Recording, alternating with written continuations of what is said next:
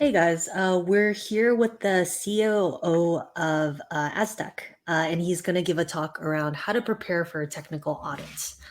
Can you guys give a confirmation in the chat that you can hear us?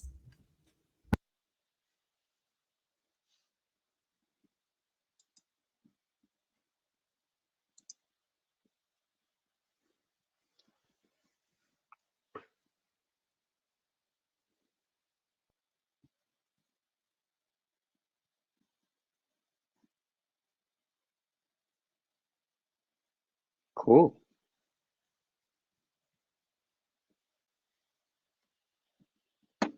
cool. I guess yeah. Thank you, Miss Indru, for organizing, and I'll just get started.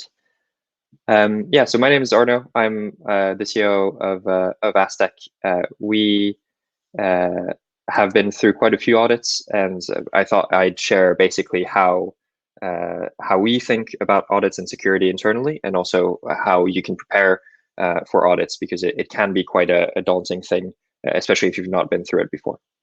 Um, so a little bit about Aztec for those of you who haven't heard of us. We're a privacy network on Ethereum. We are deployed. We deployed in late February, I believe. And yeah, we allow you to do confidential transactions and create basically confidential versions of ERC20s. As a result, we do a lot of cryptography on chain and a lot of inline assembly in Solidity, which means that auditing for us was a little bit probably more of a danger and a little bit more of a complicated thing than most protocols out there. We have to extract a lot of performance out of the EVM, and so a lot of optimizations, a lot of inline assembly. We've been through 3 audits over the past 12 months. 2 with Trail of Bits and 1 with Consensus Diligence. And I'll go a little bit over why I guess we chose to do it in such a separated way later in the talk. This presentation really is how you get the most out of external audits. They're quite expensive. They're difficult to coordinate. So you should really spend time preparing. It's also not always obvious when you should look for an audit, when you should actually start talking to auditors. So tell you a little bit about what I've learned coordinating those. A lot of info about how to prepare and how to get your code in a good state. And yeah, just how to work with external auditors. I think unless you've been in the space for quite a while, it can sometimes be a bit weird because in traditional software engineering, in most fields, you don't really have this concept of external auditors coming and to audit your code. So the first big thing, I guess, is audit prep really starts. Oh, sorry, let me cut out the video. Thank you, Lecky. Yeah, audit prep really starts when you create the repo. It's something that people probably have heard on and off, but you should really think about, I guess, how you structure your codes, how you structure your gets, basically, from the very get-go. You should document as you go.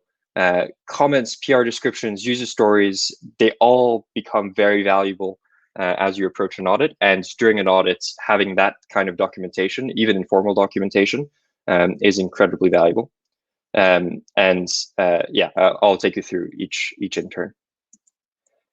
Good Git hygiene, I guess, mostly the reason it's very valuable. If you're a small team, it kind of forces you to be to have a little bit of rigor around how you add features, how you add functionality to your code base.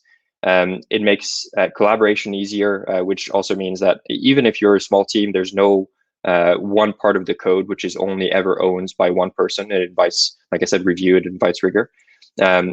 It stops basically parts of the code base being black boxes that are only understandable by one person of the team, which is really something you want to avoid. It's also just a form of documentation. Like I said, PR descriptions and comments, they'll help you and your auditors along the way. The big thing, I guess, with Git, and this is something that I see quite often in teams, is you have this idea of making your Git very rigorous and having a lot of rules around who can push and who can create PRs and all that kind of stuff. You don't want your development environments to be overly difficult either. It's a good way to have it be overly difficult is a good way to stop small bugs getting fixed, because basically no one dares touch the repo. So it's a balance basically that you need to strike. On PR description, just because I think it's not something that especially a lot of small teams early on in their project think about. It really helps, I guess, if you're always in a state of mind where you're trying to get people to understand your codes as much as possible. And PR descriptions are a great way to do this. Even if you're 3 people, it helps to just summarize why you're making this change. Obviously helps to make it as a PR and not just push to whatever your master branch is. And it also helps to point people to places of codes where you feel there might be some fragility. This is a theme that will come back quite often, is your job basically as someone who owns the project or owns the repo is really to have a really good understanding of where things feel a bit off or feel a bit fragile, because that's where you're going to point people that will help you review this code basically.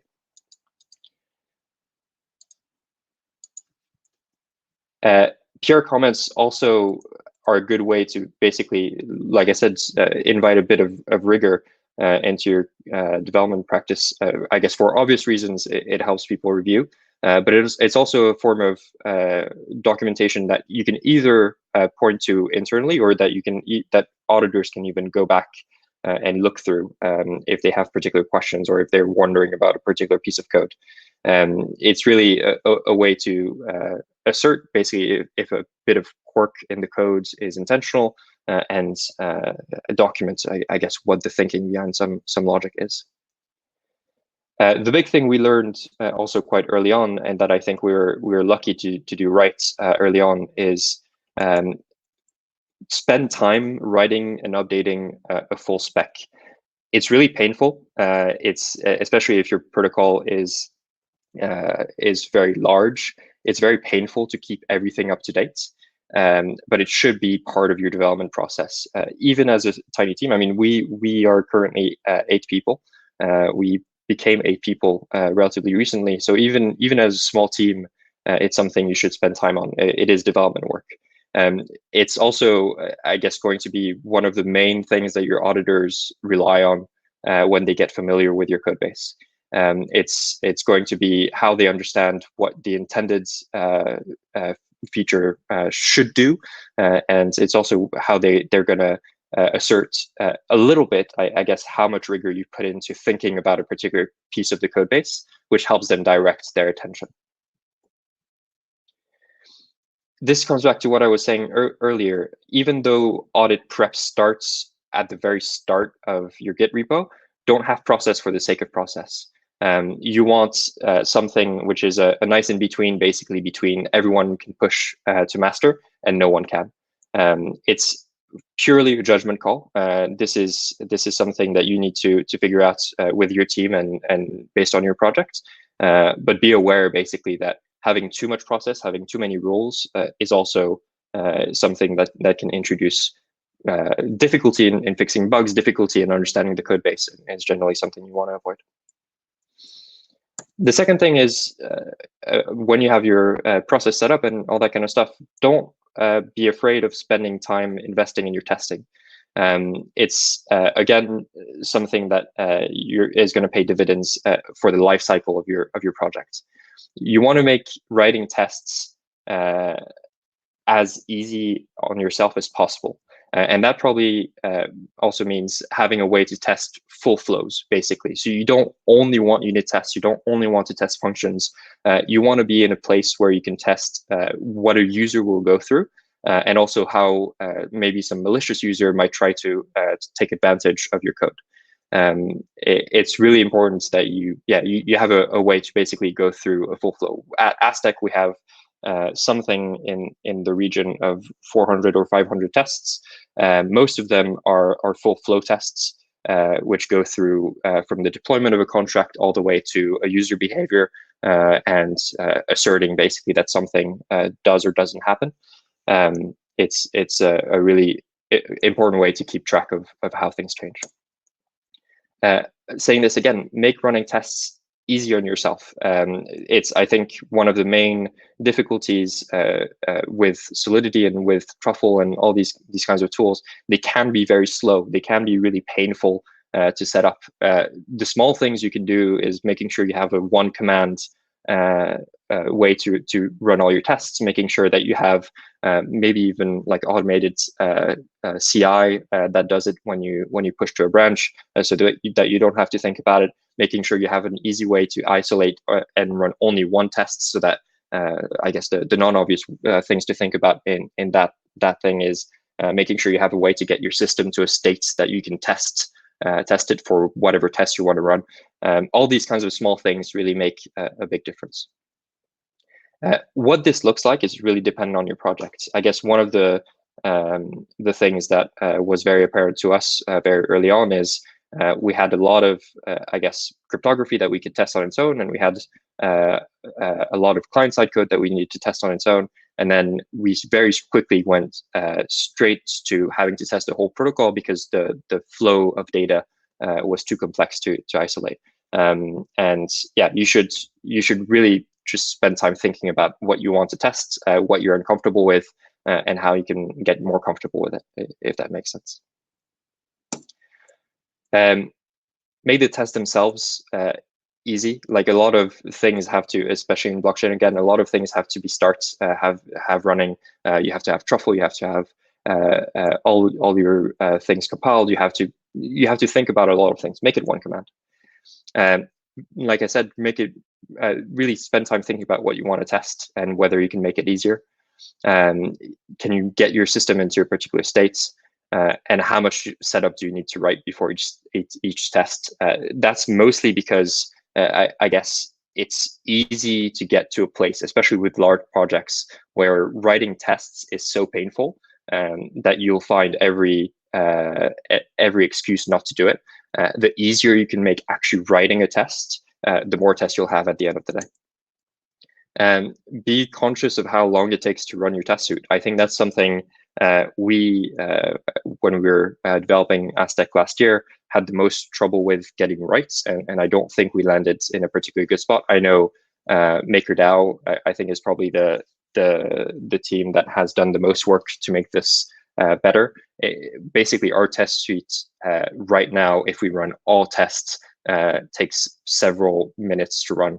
And it's just really painful. If you can make it better, you really should. When you get started, when we got started, there weren't that many tools that worried about speed of test running. There are a couple now, so you should investigate them and put them into your project as early as possible. The overarching thing, though, is try to avoid testing being a chore. Try to make testing basically just something that happens relatively organically as you're developing, and you'll end up in a good place. We've all seen what's been happening, or what happened a couple of weeks ago with the one project I won't name that had a little bit of a bug in their codes. I think a lot of what happened is just just for a question. I don't have testing tools that I particularly like. The only ones that I discovered too recently to have it integrated in the project are the MakerDAO tools, the DApp test tools. But because we got started over a year ago, and we had a lot of tests by the time we launched, we just used Truffle tests, unfortunately. Truffle test with custom setup scripts and things to make Truffle test a little bit less painful, but that's what we landed on. There are better options out there nowadays, but I haven't used them extensively, unfortunately. So try to avoid testing being a chore. Try to make things as easy on your team as possible. Once you have a project, once you have tests, you should start thinking about, I guess, how you're going to be gaining confidence, how you're going to be having an audit relatively early. you want to start looking, in my opinion, for auditors over 3 months before you need them. And by when you need them, I mean work backwards basically between, or I guess from when you ideally want to launch. Bake in some time for you to fix whatever bugs are picked up in the audits, the time for the audit itself, which can be quite significant depending on the size of your project, and the time that you need to become confident that you'll have enough time to get to code freeze, that you'll have enough time to write all the documentation, all that kind of stuff, and then add 3 months to that. Who you pick for your audit is going to be a really important decision, and you want to make sure you have time to make it correctly. You want really more time than you think you will to get ready for an audit, especially large ones. Even if you keep adding and updating your documentation, even if you have quite a lot of tests, it just takes a while to get to a place where you can actually step back from the repo and say, this is in a place where someone external can look at it and I don't need to touch it for a while. It certainly, I mean, we started looking for audits very much months in advance, and probably about 6-7 months before we were even starting to think about launching. And even then, by the time that the audit actually came around, we still had things that were kind of last minute additions to documentation, last minute changes to the testing and all that kind of stuff. So yeah, prepare yourself for there being a need for a lot of time to get ready. You want to really think about what auditors suit your project. I said at the beginning that we had 3 audits, 2 by Trilobits and 1 by consensus diligence. We basically had a situation with Aztec's code base where we had a lot of on-chain cryptography and a lot of just complexity in the protocol by the very nature of it. Consensus diligence didn't have in-house cryptography experience, but they obviously do have experience dealing with just solidity. And so they were able to audit a lot of our non-cryptography codes. And then Trilobits came in to help us audit the actual cryptography and how it fit into the broader solidity. You should think about things in similar ways. You should think about what projects they've audited in the past, what that implies about the skills that they have in-house. Do they have all the niche skills you want them to have, and do they have them in-house? Because it'll just impact how they approach your code base. Do their timelines align with yours? Are they going to tell you that it's going to take 3 months to audit your code base when you really need them to do it in 6 weeks? Do they have published reports you can read through? Are they thorough? Are they really clear? Do you feel like after reading those reports, you have a clear understanding of which parts of the code base that you're reading about are particularly sensitive or are particularly fragile? And the big thing that maybe doesn't get spoken about enough is the price right? From my experience, the auditors that are out there charge somewhere between 1.5 to 3K US dollars per engineer per day. You should get a lot of quotes. That's a significant amount of money. And if multiple firms have audited similar protocols, for example, look at how their audits differ, look at how their price differs from getting quotes, is just something that you should take very seriously, and it's going to take time for you to make a good decision. Once you've found good auditors, you really want to maximize their odds of doing good work. Be clear about what your goals are, what is in scope, what is out of scope. Like I said, with consensus diligence, it was very clear they were not going to be looking at the cryptography very much. They were just going to be looking at the flows of data. Then we had another audit team come in for the cryptography. Point them to the parts of your code base which feel most vulnerable and most fragile. You should have a really good idea about that internally. You should know basically that, for example, your upgrade mechanism or how you update balances or whatever it is the part of the code base that you're least confident in, and you should point them that way very quickly. Write up attacks and attackers that you can think of. You know your code base better than any auditor is going to be able to get to know in the short amount of time that they'll have with your code base. Like think through, if you were a malicious user, how you would go after your code base and share that with the auditors before they start. I can't emphasize docs enough. They will be a really godsend for your auditors, and it will also help you figure out which parts of your code base you're maybe slightly less certain about. It's a very valuable thing to do. Over communicate with the audit team before and during the audit. Create a shared Slack channel, shared Telegram, a shared Discord, whatever it is. Have regular calls. Make sure that their answers are answered quickly. You really want, again, to maximize their odds of finding the places in your code base that are not up to spec. Use tools. There's a bunch of open source tools to catch basic bugs before they start. Make sure that they can maximize the amount of time that they spend going into more complex bugs. One thing that I've seen quite a lot online or from early teams, you and the audit team are not in an adversarial relationship. It is not the case that you're trying to avoid them finding bugs, or you shouldn't try to minimize threats, like hide issues, delay answering their questions. You are very much in a collaborative relationship. You should be working with them to find bugs while they audit you. It's an important thing to keep in mind.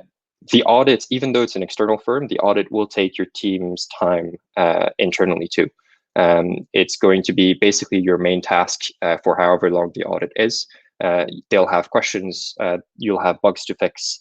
There's going to be a lot of things for you to do. Don't plan on this being a time where you can add additional features or anything like that. The audit won't find everything. This is something, again, that we've seen a lot of discussion on recently. You cannot assume the audit will find every bug. You should have a good plan for what happens if a bug gets discovered after launch. What parts can you upgrade? What parts are completely out of bounds because either your users should be able to rely on those parts being immutable, or because upgrading them introduces too much fragility. Have a really good idea of what those parts are and how you do these upgrades. Your upgrade mechanism is obviously a big vector attack. How good is your process around upgrades? What's your multi-sig situation? What's your OPSEC like? All these things are important things for you to consider even before an upgrade happens or during an upgrade. Talk to your auditors about this. They obviously have seen a lot of projects. Writing docs, I'll say this again and again, is a good continuous way for people in your team to find weird quirks in your code base. After the audits, keep updating your docs, keep making your docs better. It really pays to do that. Bug bounties are kind of sometimes seen as this end all and be all. They are not. They won't solve many of the problems that you'll have. Audits are not certifications. You really should not rely on audits to build confidence in your system. You should internally have enough process, documentation, and culture that you build up confidence in the stability and in the safety of your system. Audits are really just a component of that. Audits are here for you to have a second pair of eyes on parts of your code base you're less confident on, but they're not a replacement for documentation, process, and culture. I think, again, this is a discussion that's been happening quite a lot recently. Yeah, don't rely on it basically to assure you that everything is safe. And I think that is basically most of the lessons that I've learned. So basically, start from the very start of your repo. Have good hygiene. Be rigorous just in general internally. Make sure that your auditors have as much information as they need. Make sure that you collaborate with them effectively. Make sure that you choose the right auditors. And unfortunately, that last one is very dependent on your projects, but make sure that you spend time thinking about it. And audits are not, they're not kind of the end goal. They're not the thing that stops bugs from happening. Process and culture is. And with that, that is me. I think we have about 5 minutes for questions. I don't know if anyone has anything that they want to ask.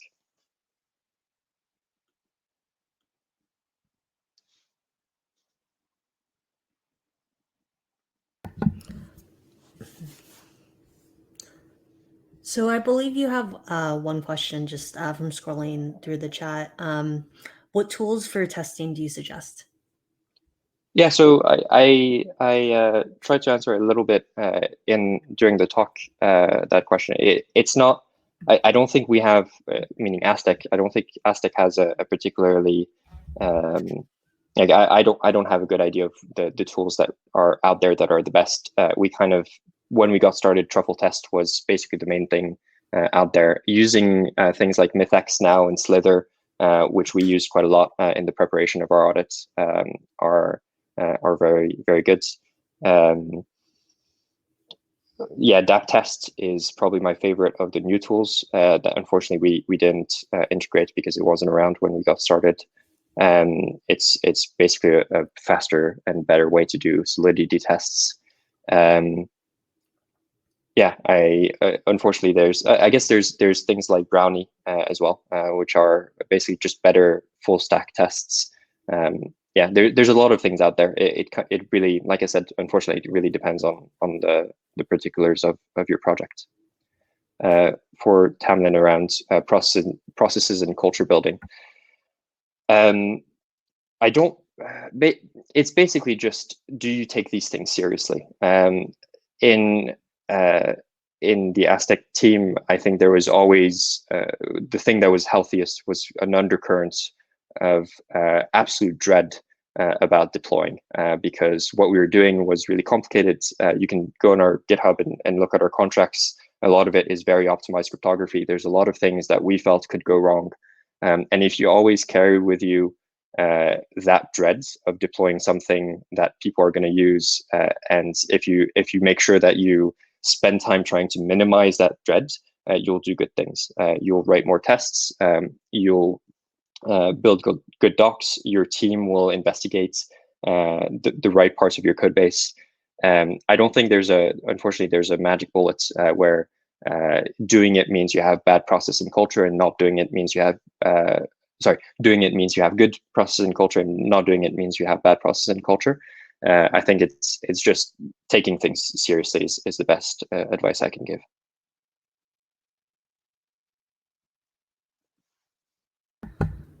All right, very cool.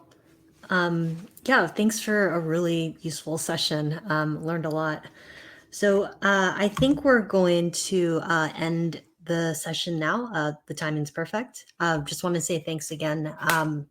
Tomorrow we'll be starting at 9 a.m. and that'll be with the SEC commissioner. So just make sure you guys tune in. And thank you again so much for taking the time on a Saturday morning for you. That's all right. Thank you all, and yeah, have a good rest of the conference.